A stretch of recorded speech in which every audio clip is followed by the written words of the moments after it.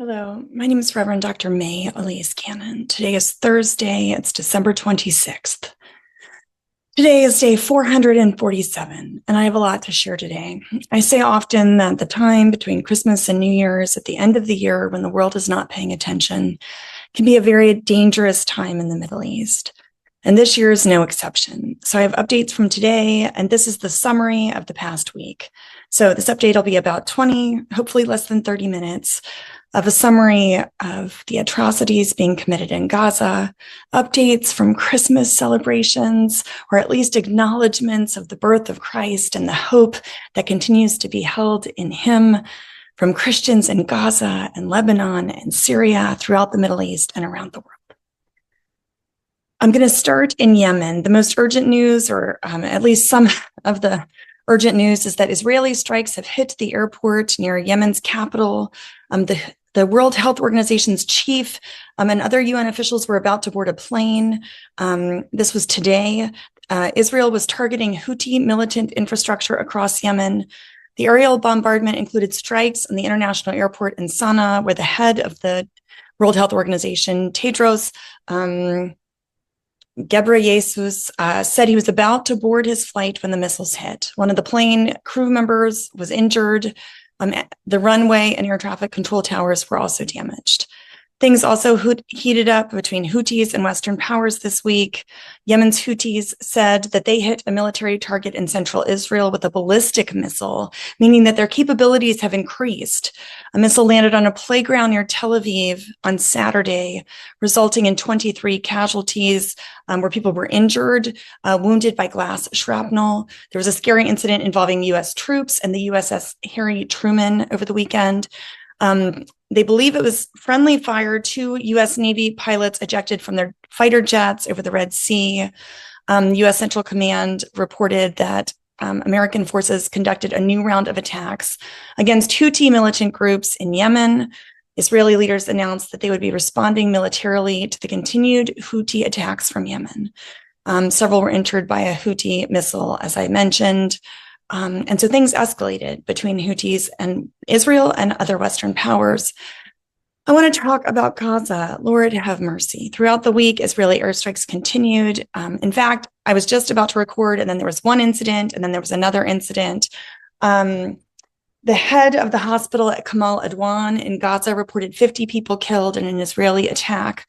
I said just now, that was probably an hour or so ago. That came through at about 4 p.m. Eastern Standard Time. It's 4:35 now in DC. Many experts said there's no reason for the Israeli military to continue in Gaza, and yet every single day, more people are killed. On Friday of last week, it was reported that 2 schools that were shelters in Gaza City were bombed. 17 people were killed. The total that day was 44 people in the enclave. IDF strikes overnight into Gaza killed 20 people leading into Monday. The death toll earlier this week was 45,317 Palestinians killed. Palestinians, it's been announced, face the highest levels of violence in the world, according to data, with 81% of all Palestinians having been exposed to conflict. At least 20 Christians in Gaza have been killed since the atrocities began in October. This represents roughly a third of Palestinian Christians living in the enclave. Literally, the Christian community in Gaza is being wiped away before our very eyes. And the great fear is that once there is a ceasefire and people in Gaza are able to leave, there will no longer be Christians in Gaza. It's one of the oldest Christian communities in the world. The vast majority of churches in the US and in the West are silent. The IDF announced the death of 3 Israeli soldiers this week. Videos of female spotters, the first to announce the attacks on October 7th of last year, when more than 50 of them were killed. Several were taken captive as hostages. There was a battle in Israel about videos of them being taken, and they were released this week. You can view those videos, or at least some of them, on X or social media. Al Jazeera reported that their colleagues and at least 7 Palestinians, including 3 children, were wounded, several killed after a drone strike on a tent housing displaced people in the northwest of Han Yunis. The number of journalists killed in Gaza has now risen to 201 after the killing of 5 Al-Quds Today journalists died this past week. It was announced by the Palestinian Education Ministry that 12,820 students have been killed and 21,351 wounded since the war on Gaza has begun. That also includes numbers from the occupied West Bank. Palestinian victims of Israel's war on Gaza have launched legal action against the British oil firm BP for running a pipeline that supplies oil used in weapons to attack the enclave. Médecins Sans Frontières, MSF, or Doctors Without Borders, released a report this week that says there are undeniable signs of ethnic cleansing in Israel's attacks on North Gaza. In X, the Foreign Ministry of Israel responded and said that the report is false and misleading, but many around the world agree, including Churches for Middle East Peace. Others have said this is nothing less than a genocide. The UN General Assembly voted to ask the ICJ, International Court of Justice, for an opinion on Israel's obligations to facilitate the delivery of aid to Gaza. Many have argued aid and food are being withheld as a weapon of war.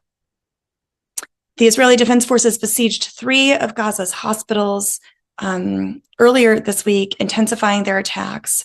The area is so devastated, it is hard to describe.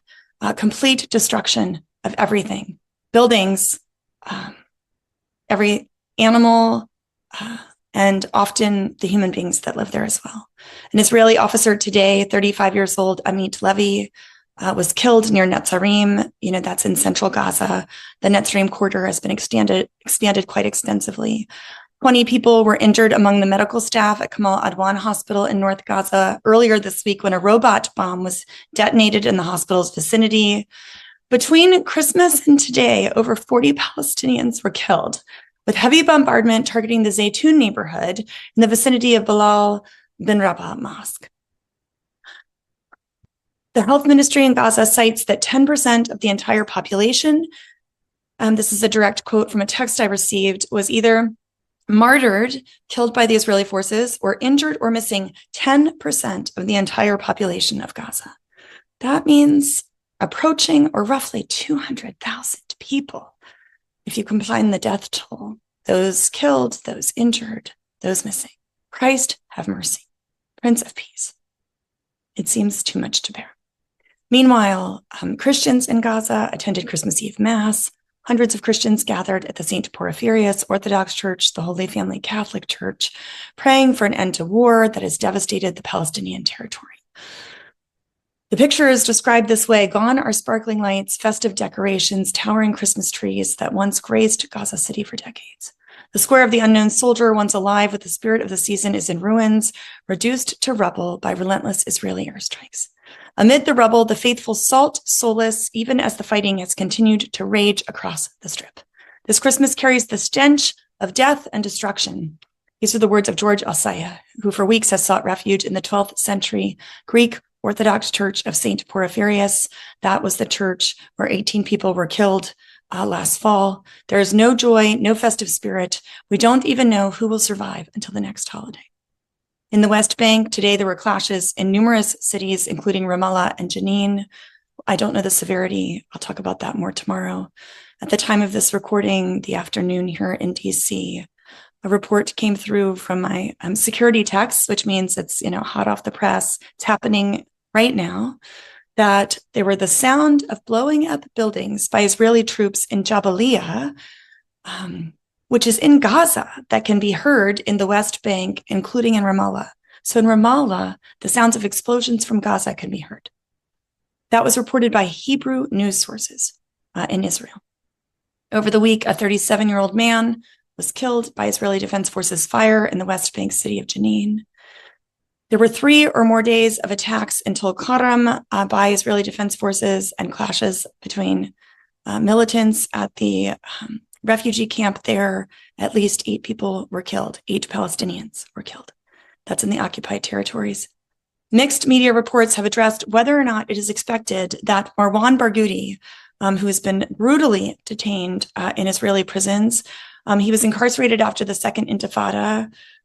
It's a question of whether or not he might be released as a part of negotiations around a ceasefire in Gaza or a permanent ceasefire in exchange for remaining hostages who are alive or the bodies of those who are now deceased. The Palestinian Authority shot and killed a Palestinian teenager, 17 years old, in the Jenin refugee camp during clashes earlier this week. In terms of hostage negotiations, we were hearing such positive things, such great hope that we were so close to a deal. But towards the end of the week, enthusiasm seems to have waned. There's no real news. Netanyahu said he's not going to sign a deal until Hamas is defeated. We heard Biden is pushing hard for Americans who are held hostages to be released, but we have no real news about that. Netanyahu and Israel received a lot of pressure from families of hostages. Many Israelis are blaming Netanyahu and Israel, not Hamas, for why hostages have not yet been returned. They're saying Netanyahu is the culprit. Hirsch Goldberg, the American-Israeli hostage who was held for many months and was shot and killed relatively recently in past months. His father, John Goldberg Polin, Hirsch was killed by Hamas in Gaza. His father, John Goldberg Polin, spoke before an audience in Israel and beseeched the world to not forget and to remember the hostages. He quoted the scriptures and said, in relation to Joseph, the chief cupbearer of the king, did not remember Joseph. He forgot him. He said, this is one of the saddest phrases in the Bible. He forgot him. He said, do not forget the hostages. In Lebanon, Iran is considering a plan to directly fly weapons from Iran to Lebanon, circumventing Syria. Hezbollah has not been able to be resupplied in terms of weapons.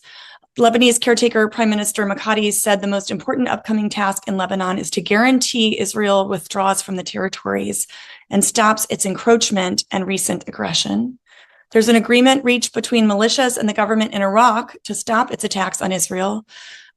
Also related to Lebanon, this week, Israeli military bombed the Bekaa Valley for the first time since the ceasefire agreement between Hezbollah was signed. The Lebanese army today said that the Israeli enemy continues to breach the ceasefire agreement. It violates Lebanon's sovereignty and it harms its citizens by destroying the southern villages and towns. UNIFIL, the peacekeeping force, said any actions threatening the fragile ceasefire of hostilities must stop. They explained concerns over the ongoing Israeli attacks since the announcement of the ceasefire in Lebanon. In South Lebanon, trauma and grief have marked a somber Christmas. The ancient Christian community in the coastal city of Tyre in South Lebanon has little cause for celebration this year. Many are mourning their dead and are rattled by months of Israeli bombardment. Many still continue to be displaced from South Lebanon. In Syria, there were deadly clashes in Tartus today, and the new Interior Minister, Mohammed Abdulrahman, announced 14 ministry members were killed and 10 injured yesterday. Hayat Tahrir al-Sham, the governing, that was the body that ousted Assad, contribute to the clashes. They say that it's the remnants of the Assad regime. They did not say more. It sounds like the target was the former military justice director and field court head responsible for numerous executions and arbitrary sentences under the former Assad regime, including those responsible for atrocities in Syrian prisons. There was a separate incident where 9 other people were killed in an attempt to arrest an ex-regime officer in Tartus. Now that the Assad regime has fallen, stories are starting to be told not only of brutal atrocities under his rule, but also those during his father's reign. The Washington Post reported about how in the city of Hama, Hafez al-Assad, that's the father of Bashar al-Assad, cemented the dynasty's brutal rule, by crushing an uprising led by the Muslim Brotherhood. This was like in the late 80s. This month, when the family's reign in Hama ended, quote, the wall of silence they had endorsed for so long came tumbling down in a number of days, end quote. The stories are hard to read, but we shouldn't turn our eyes away. Most have argued, that Assad was able to be overthrown because he was abandoned by Russia and Iran. They didn't come with weapons, they didn't come with troop reinforcements and the like. And without the support for the Assad military, they just didn't stand a chance. And so they were overrun by the rebel forces, led by Hayat Tahrir al-Sham. This past week, the State Department officials, including Barbara Leaf, a senior official, our top Middle East envoy, met with the leader of HTS, Ahmed al-Shara. They met this week. The U.S. took a $10 million bounty off of his head.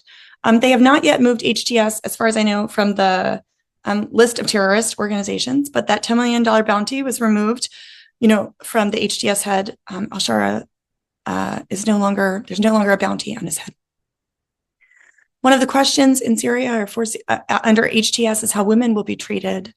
Reports have indicated that Syrian women do fear exclusion. HTS is an Islamic group, and women are bracing for the next battle in the country's bid for freedom. The Transitional Authority of Hayat Tahrir al-Sham in Syria has offered to help find the U.S. citizen who's been missing for the last 12 years, Austin Tice. He was formerly in a Syrian government prison under Assad. He was abducted 12 years ago. It's not known where he's located. U.S. diplomats visited Damascus as Western nations have questioned, is it time to lift sanctions on Syria, on this transitional government? It's yet to be determined. The current group, HTS, is designated as a terrorist group. And so should they still be? All those questions are being asked. The West is concerned about the vacuum in certain parts of Syria where the Assad regime has ruled. There's questions about, of course, the other parts of Syria that where there are battles being fought between the Turkish-backed groups and the groups that are backed by Kurds, by the Kurdish forces. And so the West is wondering about other parts of Syria. Reports indicate that there's activity by the self-styled Islamic State, and that the Islamic State's activities have increased significantly since the Assad regime was overthrown. U.S. Central Command announced late last week that it carried out a precision strike in Syria, targeting the ISIS leader Abu Yusuf, who's also referred to as Mahmoud. They said he was killed along with another ISIS operative. And the news reported that a Syrian protester was shot in the leg by the Israeli Defense Forces during a demonstration that was held by residents in the Syrian village of Ma'ariya. The IDF's army has been present there, and locals from that village of Ma'ariya were protesting, and a protester was shot in the leg. That area is a demilitarized zone, and the IDF is now in it. So the IDF has been taking over territory that has been like a buffer zone, a demilitarized zone, and the IDF has been moving in, and that has been contested by many in the international community, but also, of course, by the Syrians living there, and the part of the occupied Golan Heights. Also, many of those communities, have been very, very concerned about what's happening as well. The United States has 2,000 troops in Syria. That's more than twice previously indicated. The Pentagon spoke about that this last week as well. They said that they have been on a mission against the Islamic State. Israel carried out airstrikes that many in the international community feels a violation of the buffer zone, as I just mentioned, in the Golan Heights. It violates Syria's sovereignty and territorial integrity. This Christmas morning in Syria's capital, Christians dressed in their finest clothes. They attended church. They participated in an annual parade through the ancient part of the city. Yet beneath the holiday cheer lay a heavy sense of anxiety. Over the last 13 years, many Christians have fled, leaving those who are left behind particularly vulnerable as an Islamist group has now assumed power. Many Christians felt at least safe under the Assad regime. Before the war began, 2011 was what marked the rise of the Arab Spring. You'll recall January 25th was the Egyptian revolution. Syria was home to more than 1.5 million Christians before 2011. Today, Patriarch Ignatius Afram II of the Syriac Orthodox Church in Syria estimates that number has fallen from 1.5 million to 400,000. So, it's just marginal. Christians are disappearing from the Middle East, disappearing from the very land where it began. In the United States, this analysis started to indicate that there have been significant shifts in the views of American people towards Israel, particularly under Joe Biden, and across generations. There was a report about that in the Washington Post. I'd really encourage you to take a look. This is unprecedented. It's really, really important to note the calling for the laying down of weapons of all parties, CMEP calls for, but particularly the calling of the withholding of weapons from Israel by members of Congress, being led by Senator Bernie Sanders, by the senator from Maryland, Van Hollen. Churches for Middle East Peace has never called for that in our history. Calling for the laying down of weapons of militants like Hamas, but the state of Israel as well, is really unprecedented. And it's important for us to make note. This has not resulted in a permanent ceasefire yet, but we will not give up. We will continue in this effort. So please join us. By October, a poll from the Pew Research Center found 50% of Democrats and Democratic-leaning independents thought Israel's campaign against Hamas had gone too far. 13% of Republicans and GOP leaders felt that way as well. This is significant. Palestinian Americans are suing the American government for discriminating against them. They believe that the U.S. failed to rescue them with the same degree of urgency that they rescued U.S. citizens of different origins. Predominantly they're referring to Jewish Americans, who maybe are also Israeli citizens, maybe not, but U.S. citizens of different origins. In Jerusalem, Fakhri Abu Diab led an effort to protect homes in East Jerusalem in the Al Bustan neighborhood from demolition. He was one of the leaders against demolitions of Palestinian homes in East Jerusalem. And in November, Israel destroyed his house. So 36 Israeli officials, including police escorts, showed up with heavy machinery, and they plowed through his gate. Neighbors watched not only with shock, but fear. A chilling message was sent across the Palestinian communities in East Jerusalem. The residents communicated, not one person, no one is safe. The underlying project, Israeli and Palestinian rights groups have said, is Israel's decades-long effort to secure a Jewish majority in the city, to push Palestinian residents to leave. This effort to have a Jewish majority in Jerusalem has accelerated over the past year, according to the United Nations. Israel's right-wing government has ramped up the demolitions of Palestinian homes across East Jerusalem. And not only that, along the border of the separation barrier as well. Please pray, work, but pray for CMEP's partners, so many on the ground who are standing up against injustice and oppression. The Latin Patriarch of Jerusalem, Cardinal Pizzaballa, entered the Gaza Strip just before Christmas. He presided over Mass at the community where Father Gabriel Romanelli is at the Latin Catholic Church. And Churches for Middle East Peace and many other groups joined with Reverend Dr. Munzer Itzhak for his sermon, Christ on the Rubble, last Friday. You can watch that on our YouTube channel. His Holiness Pope Francis called for a ceasefire on all fronts of war around the world, calling for hope and reconciliation, including the Holy Land. Churches for Middle East Peace will be at the Vatican in March to engage with ecumenical partners and leaders around the world, calling for Christian unity and peace. Remember that between Christmas and New Year's is sometimes the most dangerous time and violent in the Middle East when the world's not paying attention. I wanted to close with these words from a friend of mine in Gaza, in case you did not hear them. He sent them to me on Christmas Eve. He said, "This is our second Christmas in this endless nightmare. This man is Muslim, and this is a cry from him, and it is a prayer of my heart." He said, "My hope was to send you all warm wishes for Christmas and the New Year, to spread joy and strength this holiday season." This is him from Gaza. He wants to spread joy and strength this season. He said, "Instead, I find myself searching for words that won't cast a shadow on your holiday and family time."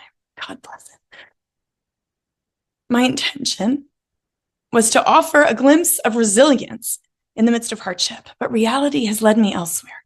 Today, instead of celebrating, I sat beside Maher, a dear friend grieving the loss of his son, senselessly taken in this genocidal. God bless Maher. Now my friend faces the daunting task of raising his 3-year-old grandson, who has lost his father in this tragedy. A lifelong advocate for human rights and civil society, Maher now confronts a world that feels consumed by injustice and oppression. Christ, the Son of the sacred land, returns on the day of his birth to walk the rubble of destroyed homes, his feet torn by the devastation. He weeps for the suffering of children and mothers, He shares in the hunger of the poor and trembles in the cold. And he mourns as he lays his loved ones to rest.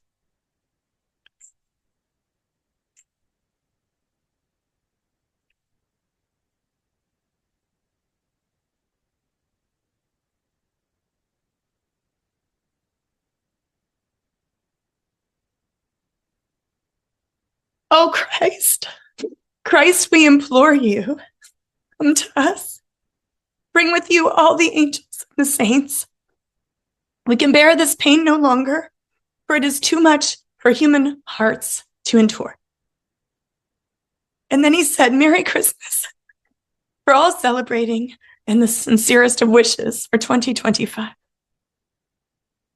And I say to you, may the light and love and peace and justice of the Christ child born of Christmas, the Prince of Peace,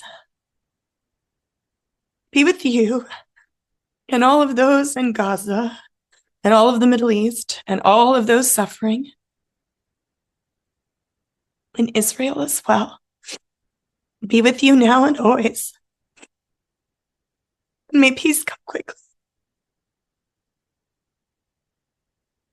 Amen.